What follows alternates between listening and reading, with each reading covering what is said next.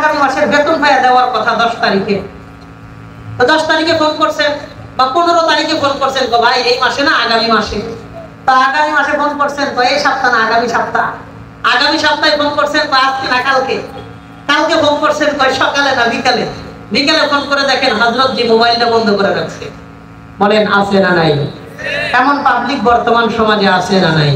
5000 টাকা উদ্ধার করতে গিয়ে আপনার নতুন জুতা পুরান বানায় লাইছেন, জুতার নিচ দিয়ে মাটি দেখা যায়, তারপরেও তার চেহারা দেখা যায় না। কথা বলেন। যখন টাকাটা দেন তখন নিজের একটু বাচ্চা বাচ্চা মনে হয়, টাকা আছে দিতেছে। যখন টাকা উদ্ধার করতে যান নিজের ফকিরের চাইতে খারাপ মনে হয়। কথা বলেন। আল্লাহ নবী বললেন ওয়ালাম ইয়ানকুযু আহদাল্লাহি ওয়া আহদা রাসূলিহি ওয়া আহদাহুম বাইনাহুম। 4 নম্বর কথা, শেষ জামানার মানুষের কথা নষ্ট হয়ে যাবে, জবান নষ্ট হয়ে যাবে, যেই কথাটা বলবে সেই কথা রক্ষা করবে না, মানুষের মুআমালা নষ্ট হয়ে যাবে। ইল্লা সাল্লাল্লাহু আলাইহি আদুওয়াম মিন গায়রিহিম ফায়াখুযুনা বা'দা মা ফি আইদিহিম। এমন যখন মানুষদের জবান নষ্ট হয়ে যাবে, ভিন দেশের শত্রু, জালেম শত্রু আল্লাহ তাদের উপরে চাপায়া দিবে। 5 নম্বর কথা, আল্লাহ নবী বলেন ওয়ামা লাম তাহকুম আইম্মাতুহুম বিকিতাবিল্লাহ। শেষ জামানার মানুষ কোরআন সুন্নাহ ভিত্তিক ফয়সালা করবে না, কোরআন অনুযায়ী ফয়সালা করবে না। আমাদের সমাজের বহু মানুষদেরকে দেখবেন, বাবা মারা গেছে, ভাইয়েরা বোনদেরকে সম্পত্তি দেয় না, বাপ মারা গেছে, ভাইয়েরা বোনদের সম্পত্তি দেয় না, নিজেরা সব দখল করে নিয়ে নেয়, বোনদেরকে পুরাপুরি বঞ্চিত করে। এমন ভাই সমাজে আছে না নাই? কোরআন দিতে বলেছে তারা দিবে না। দাদা মারা গেছে, বাবা চাচারা ফুফুদেরকে সম্পত্তি দেয় না, সব নিজেরা মাইরা নেয়।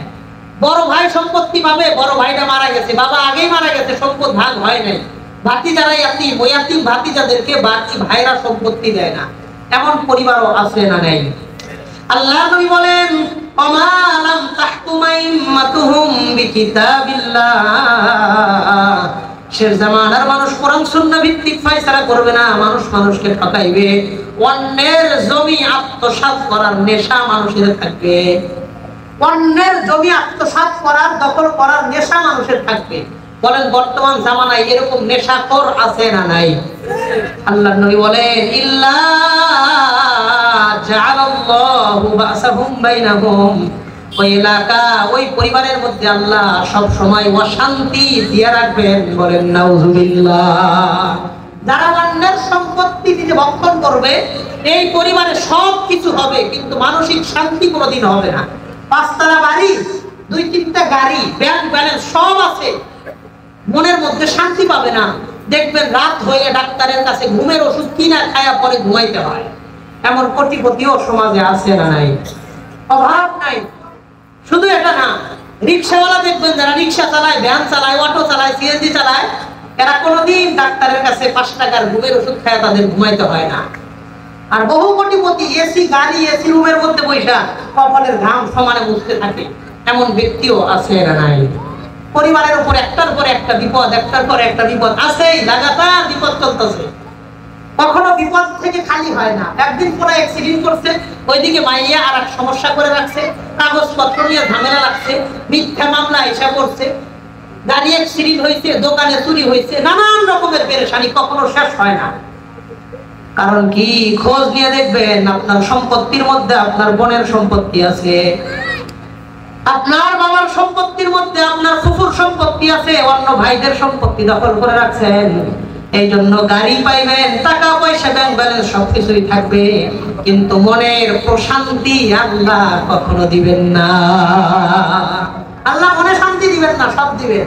আল্লাহ আমাদেরকে বুঝবার, বিরত থাকবার তৌফিক দান করেন। বলেন আমিন। এই হাদিস থেকে আমি আপনি 5টা বিষয় জানলাম। 1 নম্বর, মানুষ প্রকাশ্যে গুনাহ করবে, গুনারে গুনাহ মনে করবে না। 2 নম্বর, ব্যবসায়ীরা ওজনে কম দিবে। 3 নম্বর, ধনী মানুষ যাকাত দিতে চাইবে না। 4 নম্বর কথা, মানুষের জবান ঠিক থাকবে না, ওয়াদা নষ্ট হয়ে যাবে। 5 নম্বর, একে অন্যের সম্পত্তি দখল করে ভক্ষণ করার নেশা থাকবে। বলেন এই 5টা অন্যায় বর্তমান সমাজে আছে না নাই? পাঁচটা অন্যায় ব্যাপক আকারে সমাজে আছে। আল্লাহ আমাদের সবাই এই পাঁচটা অন্যায় থেকে বুঝে শুনে বিরত থাকার তৌফিক দান করেন, বলেন আমিন। এবার আরেকটা হাদিস আমি আপনাদের শোনাই। এই হাদিসটা তিরমিজি শরীফের 2210 নম্বর হাদিসের বর্ণনা।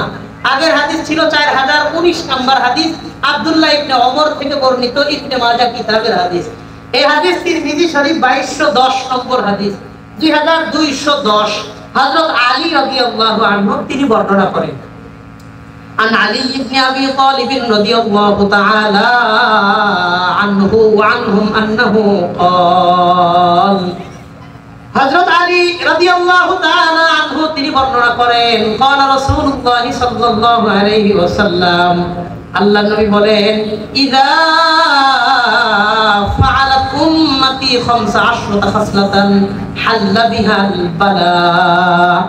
আল্লাহর নবী বলেন, আমার উম্মত যখন 15টা গুনাহ ব্যাপক আকারে করবে, আমার উম্মতের মধ্যে যখন 15টা গুনাহ ব্যাপক আকার ধারণ করবে, হাল্লা বিহাল বালা, এই উম্মতের মধ্যে আল্লাহর পক্ষ থেকে বালা, বিপদ আপদ, মুসিবত, আযাব গজব আসতেই থাকবে, বলেন নাউজুবিল্লাহ। উম্মত যখন 15টা গুনাহ ব্যাপক করবে, আল্লাহর পক্ষ থেকে আযাব ও ব্যাপক আকারে আসতে থাকবে। এই 15টা গুনাহ আমরা শুনবো, জেনে বুঝে গুনাহগুলো করব না, বিরত থাকার চেষ্টা করব। আল্লাহ আমাদের সবাইকে বিরত থাকবার তৌফিক দান করেন, বলেন আমিন।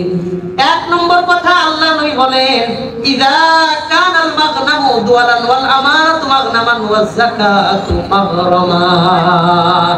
এক নম্বর, ইযা কানাল মাগনামু দুয়ালা, মানুষ রাষ্ট্রের সম্পত্তিটাকে নিজের সম্পত্তি মনে করবে।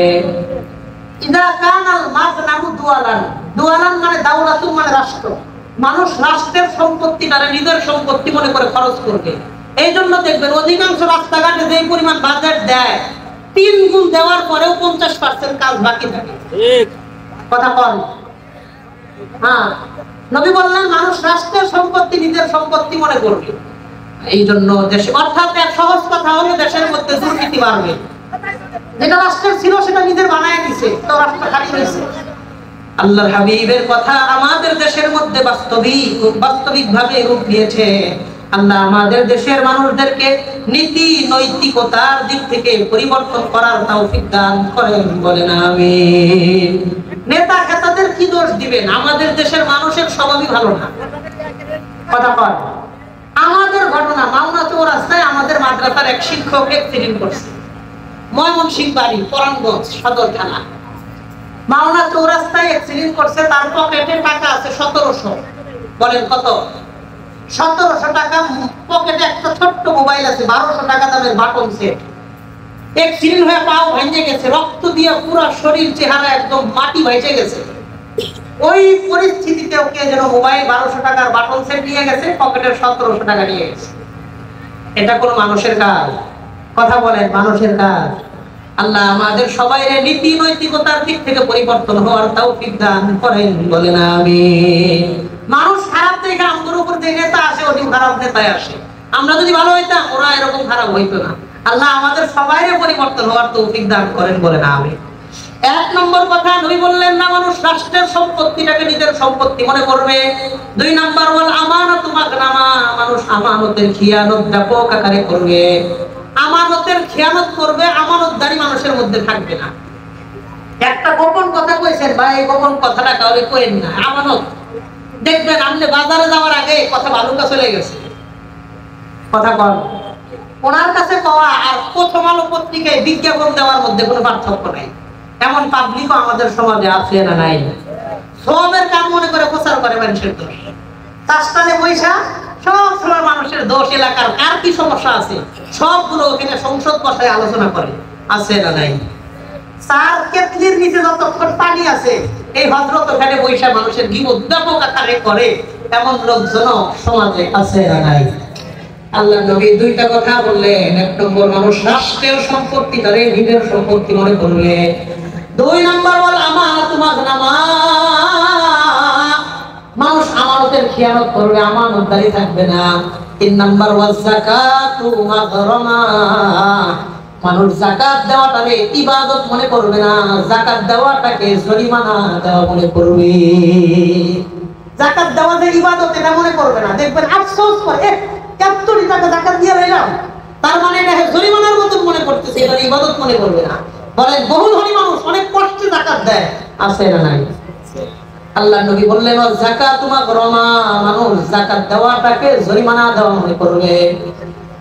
তিনটা কথা গেল, রাষ্ট্রের সম্পত্তি নিজের সম্পত্তি মনে করবে, আমানতের খেয়ানত করবে, যাকাত দেওয়ার জরিমানা দেওয়া মনে করবে। 4 নম্বর কথাটা ভালো করে শুনে, তবে কি বলে ওয়া আতাআর রাজুলু যাওজাতাহু, শেষ জামানার পুরুষ তার বিবির কথাই বেশি চলবে। ওয়া আতাআর রাজুলু যাওজাতাহু, পুরুষ তাদের বিবির কথায় ওঠা বসা বেশি করবে। কথা কোন ঠিক কিনা? এটা ঠিকটা কইতো না, কারণ ওয়াজ যে নিজের বিরুদ্ধে আইতেছে। কথা কোন ঠিক কিনা? এখন ঠিক আছে, আস্তে বইয়ে আবার শোনেনি, পাশের থেকে শুনতে পারেনি, তাহলে বাড়িতে গেলে খবর আছে না। আল্লাহর হাবিবের হাদিস, এরপরের কথাটা শুনেন তখন ভালো বুঝবেন। সবাই তো এরকম না, কিন্তু আল্লাহর নবী বলেন ওয়া তাআর রাজুলু যাওজাতাহু, শেষ জামানার পুরুষ তার বিবির কথাই বেশি চলবে। 5 নাম্বার ওয়া আক্কা উম্মাহু, শেষ জামানার পুরুষ তার মার অবাধ্য আচরণ করবে। এই জন্য নবী বলেছেন বিবির কথা শুনি না মার লগে ঝগড়া করে। অথচ একদিন শুধু পরীক্ষা করার জন্য আপনার শ্বশুর শাশুড়ি বদনাম আপনার বইয়ের কাছে কয়ে দেখে, একদিন কয়ে দেখেন তেলে বেগুনে জ্বলে উঠবো, 5 দিন ভাত খাইতো না। আর প্রত্যেক দিন আপনার কানের কাছে আপনার মা বাবার বদনাম করে, আপনি কোনোদিন কিছু বলতে পারেন না। কথা কোন ঠিক কিনা? আল্লাহ আমাদের মা বাবার খেদমত করার তৌফিক দান করেন, বলেন আমিন। তাহলে 4 নম্বর কথা নবী বললেন পুরুষরা বিবির কথাই বেশি চলবে। 5 নম্বর ওয়াক্কা উম্মাহু, 5 নম্বর মানুষ মার অবাধ্য আচরণ করবে, মার মনে বেশি কষ্ট দিবে। 6 নম্বর কথা আল্লাহ নবী বলেন ওয়াবাররা সাদিকাহু, শেষ জামানার যুবক ভাই বন্ধুরে বড় আপন মনে করবে, বন্ধুকে আপন মনে করবে। 7 নম্বর কি? 7 নম্বরটা শুনলে 6 নম্বরটা বুঝবেন। 7 নম্বর কথা নবী বলেন ওয়া জাফা আবা, শেষ জামানার মানুষ তার বাবাকে শত্রু আর পর মনে করবে।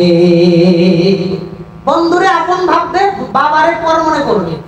বলেন বহু ফ্যাক্টরির যুবক ভাইরা বন্ধুদের সাথে খুব ভালো সম্পর্ক, বন্ধু টাকা কর্জ চাইলে কর্জ দেয়, বাবা কর্জ চাইলেও দিতে চায় না। আছে না নাই? বন্ধুকে খুব আপন মনে করে, বেতন বাড়ছে বড় বড় রেস্টুরেন্টে নিয়ে খাওয়ায়, ভালুকা 7 স্টারে নিয়ে খাওয়াইতেছে, ভালো ভালো পার্টি দিতেছে, আর বাড়িতে ফোন করে বলেও না যে আমার বেতন বাড়ছে। কারণ কি? আমি যদি বলি বেতন বাড়ছে, আগামী মাস থেকে খরচ বেশি দিতে হইব, বলা যাইব না, বাড়ছে এটাকে থাকতে দাও। আছে না নাই? কথা কোন আছে না নাই? বলে না বন্ধুরে আপন মনে করে, বাবারে পর মনে করে। আরে ভাই, আপনি যে বন্ধুরে আপন মনে করে সব বলতেছেন, কয়েকদিন পরে এই বন্ধু আপনার শত্রু হইতে সময় লাগবে না, আপনার লোকে হিংসা করবে, বিদ্বেষ রাখবে, শত্রুতা করবে। আর মা বাবারে জানাবেন গভীর রাতে উঠে আপনার জন্য দোয়া করবে, কোনোদিন বদদোয়া করবে না। আল্লাহ আমাদের দেশের যুবক ভাইদেরকে বুঝবার তৌফিক দান করেন, বলেন আমিন। 7টা কথা জানলাম। 7 নম্বর কথা নবী বললেন 6 নম্বর বন্ধুরে আপন মনে করবে, 7 নম্বর বাবারে পর মনে করবে। 8 নম্বর কথা আল্লাহ নবী বলেন ওয়ারতাফাতিল আসওয়াতু ফিল মাসাজিদ, শেষ জামানায় মসজিদ নিয়ে ঝগড়াঝাটি ব্যাপক আকার ধারণ করবে, মসজিদে বৈশা মানুষ ঝগড়া করবে। দেখবেন আগে এলাকার মধ্যে মসজিদ ছিল একটা, কোন কারণে সভাপতি সেক্রেটারির মধ্যে ঝগড়া লাগা মসজিদ হয়েছে 2টা, আবার 2টার মধ্যে ঝগড়া লাগা মসজিদ হয়েছে 4টা। এখন 5 নাম্বারটার ঝগড়া চলতেছে। সভাপতি সেক্রেটারি লোকে গেলে না, সে চিন্তা করে আমার কি ওর থেকে টাকা কম, ওর মধ্যে আমি কেন নামাজ পড়বো। আছে না নাই? পাশাপাশি দোকান কোনো অসুবিধা নাই, পাশাপাশি বাসা অসুবিধা নাই, পাশাপাশি জমিন অসুবিধা নাই, সবকিছু পাশাপাশি। মসজিদে গিয়ে পাশাপাশি নামাজ পড়ার সময় বেকার সমস্ত গরম প্রকাশ পায়। আর একটা মসজিদ করবো, নিজের ঘরের লোকে মসজিদ, এটার সামনে দিয়া 3 কিলোমিটার দূরে গিয়ে নামাজ পড়ে, এই মসজিদে কোনোদিন যায় না। আছে না নাই? আল্লাহর নবী 8 নম্বর কথা বললেন, ওয়ারতাফাতিল আসওয়াতু ফিল মাসাজিদ। মানুষ মসজিদ নিয়ে ঝগড়াঝাটি করবে, মসজিদের মধ্যে ঝগড়াঝাটি করবে। আল্লাহ আমাদের দেশের টাকাওয়ালা ভাইদেরকে মসজিদ নিয়ে ঝগড়াঝাটি করা থেকে বিরত থাকার তৌফিক দান করেন, বলেন আমিন। 9 নম্বর কথাটা ভালো করে বোঝেন। আল্লাহ নবী বলেন, ওয়াকানা যাইমুল কওমি আরজালাহুম। শেষ জামানার অশিক্ষিত দুশ্চরিত্র মানুষগুলা সমাজের নেতা হবে। ওয়াকানা যাইমুল কওমি আরজালাহুম। অশিক্ষিত দুশ্চরিত্র মানুষরা সমাজের নেতা হবে। বর্তমান অনেক পার্টি নেতা স্বাক্ষর করতে জানে না, এমন এমপি মন্ত্রীও আমাদের দেশে আছে না নাই? আগে ছিল, এখন নাই। আগে এমনও ছিল। এমন এমপির কথা আমি জানি, আমি যে মসজিদে জমা পড়াই ওই মসজিদের সভাপতি, নাম বললাম না, স্বাক্ষর করবে, ব্যাংক অ্যাকাউন্ট খুলবে। তো ব্যাংক অ্যাকাউন্টের জায়গাগুলো তো কাগজের মধ্যে একটু সীমিত, ছোট্ট করে স্বাক্ষর করতে হয়। ওনার স্বাক্ষরটা এই ছোট্ট জায়গায় আটাইতে পারে না, 2 সপ্তাহ প্র্যাকটিস করে পরে ব্যাংক অ্যাকাউন্ট খুলছে। কত বড় শিক্ষিতরা মনে করেন, বিষয়টা বুঝতে পারছেন নি? আল্লাহ নবী বললেন, ওয়াকানা যাইমুল কওমি আরজালাহুম। শেষ জামানায় অশিক্ষিত দুশ্চরিত্র মানুষগুলা সমাজের নেতা হবে। 10 নম্বর কথা নবী বলেন, ওয়া ইউকরামুর রাজুলু মাখাফাতা শাররিহি। শেষ জামানায় মানুষ মানুষের ক্ষতি থেকে বাঁচার জন্য ভয়ে সম্মান করবে, অন্তর থেকে সম্মান করবে না। ভয়ে সম্মান করবে। আজকে দেখা হয়েছে নেতার লোকে মোটরসাইকেলটা থামায়া যদি সালাম ডানা দেয়, বিকেলে অফিসে ডাকবে, কিরে তোর লোক রাস্তায় চৌরাস্তায় দেখা হলো, সালামও দিলি না, বাইকটা স্লো করলি না, কারণ কি? ওইখানে গিয়ে শায়েস্তা করবে। এমন পাপী নেতাও সমাজে আছে না নাই? আল্লাহ নবী 10 নম্বর কথা বললেন, ওয়ায়ুকুরামুর রাজুলু মাখাফাতা শাররিহি। শেষ জামানায় মানুষ মানুষকে ভয়ে সম্মান করবে, অন্তর থেকে সম্মান করবে না। 11 নম্বর কথা নবী বলেন, ওয়া শুরিবাতিল খুমুর। শেষ জামানার যুব সমাজ মাদকের সাথে ব্যাপক আকারে জড়িয়ে যাবে। ওয়া শুরিবাতিল খুমুর। খামরুন মানে মদ, এক বচন, এটাকে বলে ওয়াহিদ। আর খুমুর হলো বহুবচন, প্লুরাল, যেটাকে বলা হয় জমা, এটা হলো বহুবচন। মাদক ব্যাপক আকার ধারণ করবে। নবী বলেন নাই ওয়াসুরিবাল খামরু, এটা বলেন নাই, বলেছেন ওয়াসুরিবাতিল খুমুরু। মাদক ব্যাপক আকার ধারণ করবে। আরে আপনার ঘরের কোনায় মাদক ব্যবসা হয়, আপনি ঘরে বসে টের পান না। প্রত্যেকটা এলাকার যুবক ভাইরা মাদকের সাথে ব্যাপক আকারে জড়িয়ে গেছে। কথা কন অবাস্তব না বাস্তব? আল্লাহ আমাদের যুবক ভাইদেরকে বুঝে শুনে বিরত থাকার তৌফিক দান করেন, বলেন আমিন। মাদক যুব সমাজদেরকে নষ্ট করতেছে, তার চরিত্র নষ্ট করে, মেধা নষ্ট করে, স্বাস্থ্য নষ্ট করে, সম্পদ নষ্ট করে, সবচাইতে বেশি ক্ষতিগ্রস্ত করে তার ভবিষ্যৎ নষ্ট করে। এই হিলফুল ফুজুল যুবক ভাইদেরকে ফাউন্ডেশন 3 বছর হইতেছে, আমি বিনয়ের সাথে অনুরোধ করে যাব, যুবক ভাই মাদকের সাথে জড়িত হয়ে নিজের সম্পদ, স্বাস্থ্য, ভবিষ্যৎ, মেধা নষ্ট করবেন না। এই এলাকার প্রত্যেকটা যুবক ভাইকে মাদক থেকে বিরত থেকে সুস্থ, স্বাভাবিক, সুন্দর, গঠনমূলক জীবন যাপন করার আল্লাহ তৌফিক দান করেন, বলেন আমিন। আমার তো বড় আফসোস হয়, সাহাবায়ে কেরাম রিদওয়ানুল্লাহ তাআলা আলাইহিম আজমাইন, তাদের চিন্তা চেতনা, কনসেপশন কেমন ছিল, আর বর্তমান যুগের যুব সমাজ, তরুণ ভাইদের মন মানসিকতা আসমান জমিনের পার্থক্য হয়ে গেছে। আমি শুধু একটা উদাহরণ আপনাদেরকে শোনাই। আল্লাহর হাবিবের সাহাবী বিদায় হজের পরে নবীজি বক্তব্যের মধ্যে বললেন, বাল্লিগু আন্নী ওয়ালাউ আয়া। আমার একটা বাণী, একটা হাদিস, একটা আয়াত, একটা কথা তোমরা আরেকজন পর্যন্ত পৌঁছায়া দিবা, দ্বীনের কাজ তোমরা করবা। আমি যতদিন জীবিত ছিলাম তোমাদের মধ্যে ছিলাম, দায়িত্ব আমি পালন করেছি। আমি যেদিন চলে যাব আমার দায়িত্ব তোমাদেরকে দিয়ে গেলাম, তোমরা এই কাজ চালায় নিয়ে যাইবা। নবীজি যখন এই দায়িত্ব হস্তান্তর করলেন, দায়িত্বের ব্যাপারে ওয়ারিস নিযুক্ত করলেন, সাহাবায়ে কেরাম পৃথিবীর আনাচে কানাচে গিয়া দ্বীন প্রচারের জন্য জীবনটা শেষ করে দিয়েছেন শুধু দ্বীনের পথে। একজন সাহাবীর ঘটনা বলি আপনাদেরকে, উকবা বিন নাফি রাদিয়াল্লাহু আনহু। খুব সংক্ষিপ্ত বলার চেষ্টা করব। উকবা বিন নাফি রাদিয়াল্লাহু তাআলা আনহু তারিখুল ইসলাম শাহ মুজিবাবাদী একটা কিতাব, এই কিতাবে তিনি ঘটনাটা বলেন। 22 বছর বয়স, 22 বছর বয়স মক্কা থেকে হিজরত করে আফ্রিকা মহাদেশে আসছে। আফ্রিকা মহাদেশে 22 বছরের যুবক আয়েশা 40 বছর দিনের দাওয়াত দিয়েছে। এক ব্যক্তি 40 বছর আফ্রিকা কাটায় দিয়েছে। তো 22 বছর বয়স নিয়ে আসছে, 40 বছর দাওয়াত দিয়েছে। তার বয়স কত? কথা বল। হ্যাঁ, 62 বছর বয়সের বুড়া মানুষ হয়ে গেছে।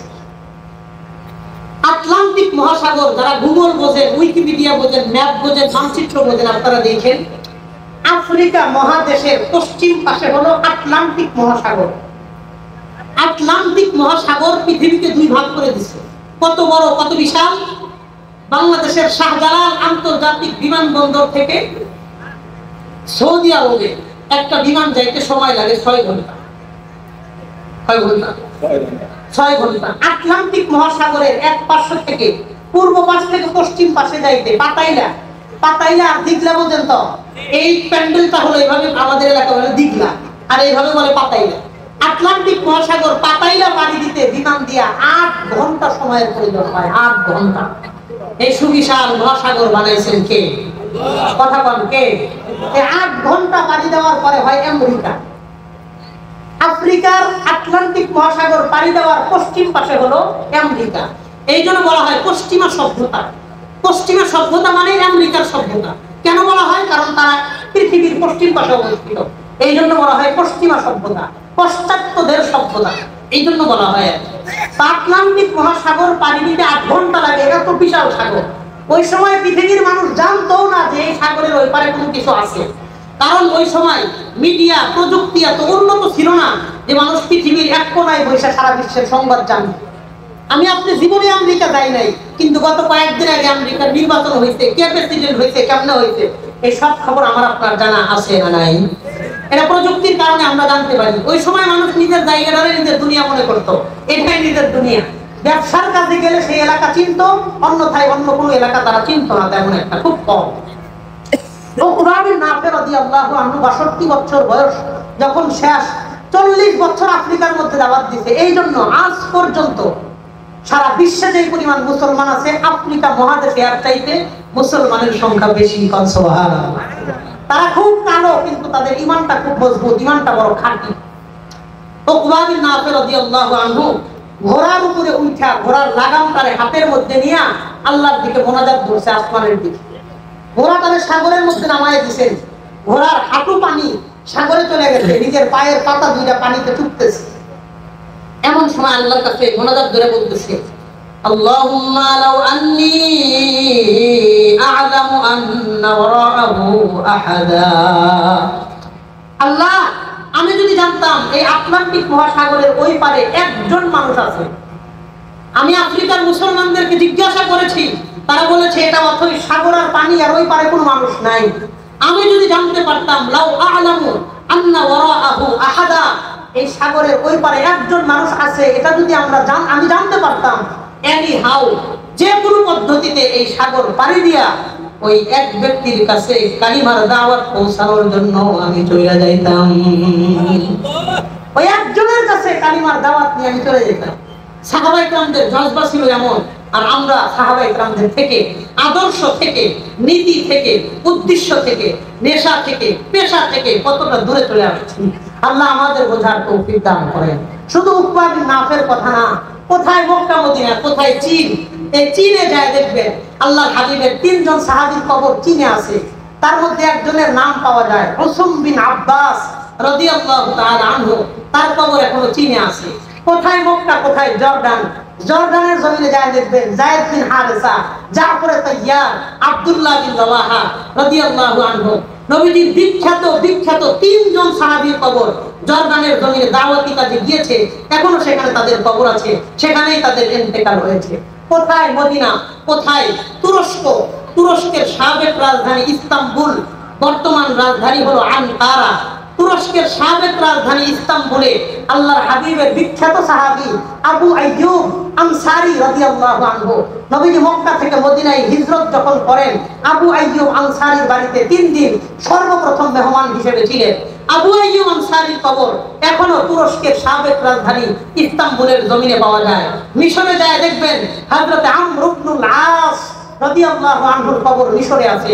ইরাকে যায় দেখবেন হযরত আব্বাস রাদিয়াল্লাহু আনহুর কবর ইরাকে এখন পর্যন্ত পাওয়া যায়। মক্কা থেকে তায়েফ 90 কিলোমিটার দূর, পাহাড়ি গিরিপথ। যারা হজ উমরা করছেন সবাই তায়েফ গেছেন, দেখেছেন। জমিন থেকে 6000 ফিট উপরে পাহাড়, ওইখানে যায় দেখবেন লেখা আছে বাবু আব্দুল্লাহ ইবনে আব্বাস। বিশাল বড় গেট আছে, গেটে লেখা আব্দুল্লাহ ইবনে আব্বাসের কবর। জমিন থেকে 6000 ফিট উপরে পাহাড়ের মধ্যে এখনো আছে। আরে সাহাবী সেই 6000 ফিট উপরে মানুষের দ্বীনের দাওয়াত দিতে গিয়ে সেখানে মারা গেছেন। আমি কয়েকবার তার কবর জিয়ারত করেছি। রাইসুল মুফাসসিরিন আব্দুল্লাহ ইবনে আব্বাস রাদিয়াল্লাহু আনহুর কবর, তার নামে মসজিদ আছে, মসজিদ আব্বাস। ওইখানে গিয়ে আমি নামাজ পড়েছি কয়েকবার। সাহাবায়ে কেরাম ওই জায়গায় তাদের কবর এখনো পাওয়া যায়। শুধু তাই না, আরব সাগরের পার মাকামে ঈসে যায় দেখবেন আল্লাহর হাবিবের সাহাবী আমর ইবনে জামুহ রাদিয়াল্লাহু আনহুর কবর এখনো আছে। দামেস্কে যায় দেখবেন বেলাল হাবশী রাদিয়াল্লাহু আনহুর কবর এখনো আছে। বসরায় যায় দেখবেন হযরত আনাস রাদিয়াল্লাহু আনহুর কবর এখনো আছে। কুফায় যায় দেখবেন হযরত আলী রাদিয়াল্লাহু আনহুর কবর কুফায় এখন পর্যন্ত আছে। ময়দানে উহুদে যায় দেখবেন হযরত হামজা সহ 70 জন সাহাবীর কবর এখনো ময়দানে উহুদে ঘেরাও করে বাউন্ডারি করা আছে, সেখানে 70 জন সাহাবীর কবর এখনো আছে। সুদূর সোমালিয়ার জঙ্গলের মধ্যে যায় দেখবেন হযরত ফজল ইবনে আব্বাস রাদিয়াল্লাহু আনহুর কবর। এই সোমালিয়ার জঙ্গলের মধ্যে এখন পর্যন্ত নবীর সাহাবীর কবর পাওয়া যায়। এই হাজারো কবর, লাখো ব্যক্তির পবিত্র রক্তের উপর ভর করে যে ইসলাম বাংলাদেশের ময়মনসিংহের এই মল্লিক বাড়ি পর্যন্ত এলাকায় এসে পৌঁছেছে, আল্লাহর কসম করে বলি, বাংলাদেশে যদি ইসলাম নিয়ে ষড়যন্ত্র হয়, বাংলার তাওহীদি জনতা সব জুলুম সহ্য করেছে। বিএনপির উপর দীর্ঘদিন জুলুম হয়েছে, কেউ কোনো কথা বলে নাই। জামাতের উপর জুলুম হয়েছে, চুপ করে মায়ের নিচে সহ্য করেছে। হেফাজতের উপর জুলুম হয়েছে, সহ্য করেছে। মোদি বিরোধী ভাস্কর্য আন্দোলনের নামে আলেমদেরকে গ্রেফতার করলেও মানুষ মানছে। ইসলামের বিরুদ্ধে যদি ষড়যন্ত্র হয়, ট্রান্সজেন্ডার মতবাদ যদি রাষ্ট্রীয়ভাবে প্রতিষ্ঠা করার ষড়যন্ত্র হয়, ফরহাদ মাযহারের মানব ধর্ম রাষ্ট্রীয়ভাবে প্রতিষ্ঠা করার জন্য যদি ষড়যন্ত্র হয়, সংবিধান থেকে রাষ্ট্রীয় ধর্ম ইসলামকে বাদ দেওয়ার যদি ষড়যন্ত্র করা হয়, আল্লাহর কসম বাংলার মুসলমান কোনদিন ইসলামের বিরুদ্ধে ষড়যন্ত্র ইতিপূর্বে মানে নাই, এখন মানবে না, ভবিষ্যতেও মানতে পারে না, ভবিষ্যতেও মানতে পারে না।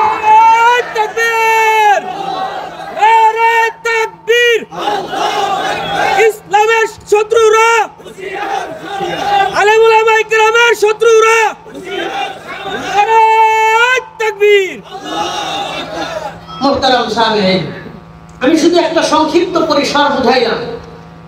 কোথায় মক্কা, কোথায় মদিনা, সেখান থেকে ইসলাম প্রত্যেকটা দেশে, প্রত্যেকটা রাষ্ট্রে, প্রত্যেকটা জেলায়, প্রত্যেকটা থানায়, ইউনিয়নে, গ্রামে গঞ্জে, ঘরে, প্রত্যেকটা মানুষের বালিশের কোনা কোনা পর্যন্ত কচুরি পানার মতন ভাইসা আসে নাই। কথা বল। ইসলাম প্রত্যেক সারা বিশ্বের আনাচে কানাচে পৌঁছতে গিয়া হাজারো মানুষের মাথার রক্ত জমিনে পড়ছে, বুকের রক্ত দিয়া পা ভেসে গেছে। এরপরে আমি আপনি ঘরে বসে ইসলাম পাইছি। সহজে পাইলে কদর থাকে না, এমন যেন না হয়। আল্লাহ আমাদের সব সময় ইসলামের জন্য আর দেশের জন্য কবুল করেন, বলেন আমিন। কখনো যদি ইসলামের জন্য ডাক আসে যাবেন, কখনো যদি দেশের জন্য ডাক আসে, আমাদের দেশ আর ইসলাম দুইটারে দুই চোখের মতন দেখবে। বলেন তো আপনার কাছে ডান চোখের গুরুত্ব বেশি না বাম চোখের গুরুত্ব বেশি? হ্যাঁ, দুইটাই সমান। আমার দেশ যদি নিরাপদ থাকে, আমার ধর্ম নিরাপদ থাকবে। আমার দেশ যদি নিরাপদ না থাকে, আমার ধর্ম সেখানে নিরাপদ থাকবে না। কথা ঠিক আছে? এই জন্য দেশ আর ধর্ম দুইটারে সমান তালে ভালোবাসবেন। যে কোনো মানুষ দেশের কল্যাণে ডাকবে, ধর্মের কল্যাণে ডাকবে, পিছে থাকবেন না, সামনে থাকবো। রাজি আছি ইনশাআল্লাহ। হিলফুল ফুজুল যুবক ভাইদেরকে বিশেষভাবে বলবো, আমার মনে একটা কষ্ট ছিল, বর্তমান স্কুল কলেজ ভার্সিটির ছেলেমেয়েরা ডিভাইসে ব্যাপক আসক্ত। ওরা আর কিছু ওর থেকে নিয়ে নেওয়ার অসুবিধা নাই। মোবাইলটা নিবেন, 1 ঘন্টার বেশি টিকতে পারে না। কথা বল। মোবাইলে ব্যাপক আসক্তি, ফ্রি ফায়ার, পাবজি গেম খেলে ব্যাপক নেশায় জড়ায় গেছে। আমার আফসোস ছিল, লেখাপড়া তো দেশের মধ্যে নাই, ওই নামটা আসতে শুধু কোন রকম প্রতিষ্ঠান আছে, লেখাপড়া তো শেষ, এখন মোবাইল নিয়ে ওদের জীবনটাও শেষ করতেছে। আলহামদুলিল্লাহ এই ভুল ধারণা ভাঙছে। দেশের জন্য যে সমস্ত মানুষরা রক্ত দিছে ইসলামের জন্য, ওই যুবকরা, স্কুল কলেজ ভার্সিটির যুবকরা জীবন দিবে ইনশাআল্লাহ, জীবন দিবে ইনশাআল্লাহ। আল্লাহ আমার যুবক ভাইদেরকে দেশ আর ধর্ম, দুইটা জিনিস, দেশ আর ধর্মের জন্য কবুল করেন, বলেন আমিন। নবীজি সাল্লাল্লাহু আলাইহি ওয়াসাল্লামের সাহাবায়ে কেরামদের কথা বলতে গিয়ে অনেক লম্বা দিকে চলে আসলাম। এবার মেন রোডে ফিরে আসেন। এই মল্লিক বাড়ি থেকে, বাজার থেকে অনেকটা ভিতরে এসেছি না, এবার চলেন আবার মেন রোডে যাই। নবীজি সাল্লাল্লাহু আলাইহি ওয়াসাল্লাম বলতেছিলেন 15টা অন্যায় সমাজকে ধ্বংস করবে। 11 নম্বর হলো অশুরিবাতিল ফুমুর, মাদক সমাজকে ধ্বংস করবে। 12 নম্বর কথাটা আরো জটিল। আল্লাহ নবী বলেন অনুবিসাল হারির, শেষ জামানার নারীরা পাতলা পোশাক বেশি পরবে। কথা বল। অনুবিসাল হারির, নারীরা পাতলা পোশাকের নেশায় থাকবে, পাতলা পোশাক ব্যাপক আকারে পছন্দ করবে, তারা পরবে। আরে মা বোনদেরকে বলবো, পর্দা পুশিদার সাথে চলার চেষ্টা করবেন যতটুকু পারেন। আপনি পর্দা করলেও আপনার জীবন একবার শেষ হবে, আপনি সারা জীবন পর্দা না করলেও এই জীবন একদিন শেষ হবে। দুনিয়াতে থাকার কোনো ব্যবস্থা নাই। এই জন্য মুসলিম হিসেবে আল্লাহ ঈমান দিয়েছে, ইসলামের বিধিবিধানগুলো যতটুকু পারেন মাইনা চলার চেষ্টা করবেন। যেটা পারেন না সেটার হিসাব আলাদা, যেটা পারেন অন্তত সেটা বাস্তবায়নে আমলে আনার চেষ্টা করবেন। আল্লাহ এই এলাকার প্রত্যেকটা মা বোনকে 5 ওয়াক্ত নামাজি, পরহেজগার, দিনদার, মুত্তাকি, পর্দানিশী হিসেবে কবুল করে নেন, বলেন আমিন। আল্লাহর নবীর একটা হাদিস আপনাদের শোনাই, মুস্তাদে আহমদের 7083 নম্বর হাদিসের বর্ণনা। নবী বললেন সায়াকুনু ফি আখির উম্মতি রিজাল, আমার উম্মতের শেষ জামানায় কিছু মানুষ এমন আসবে, ইয়ারকাবুনা আলা সুরুজিন কাশবাহির বিহাল, তারা খুব দামি দামি বাহন ব্যবহার করবে। তাদের গাড়ি যেমন দামি হবে, বাড়িটাও তেমন দামি হবে। গাড়িতে এসি আছে, বাড়িতে মানুষের যেমন এসি আছে, গাড়িতেও এসি আছে না নাই? এমন দামি দামি বাহন ব্যবহার করবে। তানজিলুনা আলা আবওয়াবিল মাসাজিদ ফায়ুসাল্লুন, তারা গাড়ি নিয়ে মসজিদে এসে নামাজ পড়বে। কথা সুন্দর, তারা 5 ওয়াক্ত নামাজি হবে, কোনো অসুবিধা নাই। কিন্তু নিসাউহুম কাসিয়াতুন আরিয়াত, তাদের পরিবারের নারীদের মধ্যে দিনদারি থাকবে না। নিজেরা ভালো হবে কিন্তু পরিবার দিনদার হবে না। যেমন বহু মসজিদের সভাপতি বা 20 বছর যাবত মসজিদের সভাপতি, সেক্রেটারি, ক্যাশিয়ার, পরিবারের লোকেরা পর্দা করে না, আছে না নাই? কথা বল, আছে না নাই? আছে। বিভিন্ন মসজিদের সভাপতি, অমুক দলের সেক্রেটারি, অমুক সম্মানিত মানুষ 10 বার হজ করছে, অথচ নিজের মেয়েরা, নিজের দিদিরা বোরকা ছাড়া মার্কেটে গিয়া পুরা মার্কেট ঘুরে বেড়ায়। এমন দিনদার হাজি সাহেব সমাজে আছে না নাই? আল্লাহ নবী বললেন তারা নিজেরা দিনদার হবে, পরিবারের মধ্যে পর্দা থাকবে না। তারা কেমন থাকবে? নবী বললেন তারা অশ্লীল পোশাক পরবে, কাসিয়াতুন আরিয়াত, পোশাক পরার পরেও উলঙ্গ থাকবে। সাহাবায়ে কেরাম প্রশ্ন করলেন পোশাক পরলে আবার উলঙ্গ কেমনে থাকে? পোশাক পরলে তো সতর ঢাকবে, উলঙ্গ কেমনে? নবী 3টা কথা বললেন। 1 নম্বর, এত ছোট পোশাক পরবে যেটা পরা না পরা বরাবর। ছোট ছোট পোশাক পরবে, 2 পিস পরবে যেটা পরা না পরা বরাবর। এবং অশ্লীল পোশাকধারী নারী সমাজে আছে না নাই? আপনাদের এলাকায় কম থাকলেও বিভিন্ন পর্যটন এরিয়াতে যায় দেখবেন, অভাব নাই। 2 নাম্বার, এত পাতলা পোশাক পরবে যে পোশাক পরার পরেও শরীর দেখা যাবে, এমন পোশাক পরিহিতা মা বোন সমাজে আছে না নাই? 3 নম্বর, এত টাইট ফিট পোশাক পরবে যেটা পরার পরেও অঙ্গ প্রত্যঙ্গ সব দেখা যাবে, সব বোঝা যাবে। 3টা কথা, ছোট পোশাক, পাতলা পোশাক, টাইট ফিট পোশাক, এই 3টারই এক শব্দের মধ্যে ঢুকান অশ্লীল পোশাক। বলেন কি পোশাক? পাতলা হইলেও অশ্লীল, ছোট হইলেও অশ্লীল, টাইট ফিট হইলেও অশ্লীল। আল্লাহ নবী বললেন তাদের 2টা অসুবিধা থাকবে পরিবারে। 1 নম্বর, অশ্লীল পোশাক পরবে। 2 নাম্বার, আলা রুউসিহিন্না কাসনিমাতিল বুফতিল হিজাব, তাদের মাথার চুলগুলো অনেক লম্বা লম্বা হবে। নারীরা, মহিলাদের মাথার চুলগুলো অনেক লম্বা হবে। কেমন হবে? কাসনিমাতিল বুফতিল হিজাব, উটের পিঠের গজের মতন লম্বা খোপা হবে। আপনাদের এলাকায় ষাঁড় গরুর পিঠের একটা ইয়া থাকে না, উঁচা, এটাকে কি কয়? গজ কয়, গুজ কয়, অনেক জায়গায় চুট কয়। এই নবী বললেন তাদের মাথার চুলটা খোপা বাঁধলে উটের পিঠের গুজের মতন উঁচা হবে। এটা দিয়ে কি করবে? কয় মুমিলাতুন মাইলাত, তারা এই চুল দিয়ে অন্য পুরুষকে নিজের দিকে আকৃষ্ট করবে, নিজে অন্যের দিকে আকৃষ্ট হবে। বহু মা বোনদেরকে দেখবে বিকেল বেলা রাস্তা দিয়ে নিজের চুল ছাইরে অন্য পুরুষদেরকে দেখায় বেড়ায়, আছে না নাই? নিজের বাসার ছাদের উপরে উঠা চুলটা খুইলা দিয়া পুরা এলাকার মানুষকে ফিরি ফিরি চুল দেয়, এমন মা বোন এলাকায় আছে না নাই? আল্লাহ নবী বললেন যাদের মধ্যে এই দুইটা কাজ থাকবে, এক নম্বর তারা অশ্লীল পোশাক পরবে, দুই নাম্বার তাদের চুলগুলা অন্য পুরুষদেরকে দেখায় বেড়াইবে। নবী বললেন লাম ইয়াদখুলনাল জান্নাহ, এই নারীরা আল্লাহর জান্নাতে প্রবেশ করবে না। ওয়ালাম ইয়াজিদনা রিহাহা, তারা জান্নাতের গ্রাম পর্যন্ত পাবে না। ওয়া ইন্না রিহাহা লাতুজাদু মিন মাসিরাতি 40 আমা, অথচ জান্নাতের গ্রামটা জান্নাত থেকে 40 বছরের দূরত্বের জায়গাতেও পাওয়া যাবে। তার মানে এই নারীরা জান্নাত থেকে 40 বছরের বেশি দূরত্বের জায়গায় অবস্থান করবে, বলেন নাউজুবিল্লাহ। এই জন্য মা বোনদেরকে বলবো দুইটা কথা অনুরোধ করে বলবো। অনেক মা বোনদেরকে দেখছি ওনারা আশপাশ দিয়ে মাহফিলে যাইতেছেন, কথাগুলো হয়তো শুনতেছেন, দুইটা কাজ করবে। কখনো বেপরদায় চলার চেষ্টা করবেন না, ওড়না দিয়া হইলেও চেহারা ঢাইকে পথ চলার চেষ্টা করবেন যতটুকু পারে। দুই নাম্বার, নিজের চুল অন্য পুরুষকে দেখাইবেন না, পর পুরুষকে নিজের চুল দেখাইবেন না। আল্লাহ এলাকার প্রত্যেকটা মা বোনকে এই দুইটা কাজের উপরে আমল করার তৌফিক দান করেন, বলেন আমিন। 12 নম্বর কথা নবী বললেন অশ্লীল পোশাক নারীরা পরবে। 13 নম্বর কথা নবী বলেন ওয়াত্তুখিযাতিল কায়নাত, শেষ জামানায় নর্তকী নারীদেরকে সমাজে প্রতিষ্ঠিত করা হবে। নর্তকী নারী যার অশ্লীলতা ছাড়া কোনো যোগ্যতা নাই, ওদেরকে রাষ্ট্রের মধ্যে প্রতিষ্ঠিত করা হবে। দেখবেন নর্তকী নারীদেরকে রাষ্ট্রীয়ভাবে সম্মান দেয়। বড় বড় নায়ক নায়িকা গায়ক গায়িকা গ্রেফতার হওয়ার পরে জামিন আলেমদেরকে জামিন দেয় না, কথা বল। এমনও এমপি মন্ত্রী আছে ওর অশ্লীলতা ছাড়া ছাড়তে যায় কওয়া ছাড়া কোনো যোগ্যতাই নাই, ওদেরকে নিয়ে এমপি মন্ত্রী বানায় রাখছে, কথা বল। নবী বললেন ওয়াত্তুখিযাতিল কায়নাত, নর্তকী নারীদেরকে সমাজে প্রতিষ্ঠিত করা হবে, তাদের মর্যাদা সামাজিকভাবে বাড়ানো হবে। 14 নম্বর কথা নবী বলেন ওয়াল মাআজিফ, শেষ জামানায় গান বাদ্য বাজনা ব্যাপক আকার ধারণ করবে। মুসলমান পরিবারে বিবাহ শাদীর অনুষ্ঠান গান বাদ্য বাজনা ছাড়া হয় না, এমন পরিবারও আছে না নাই?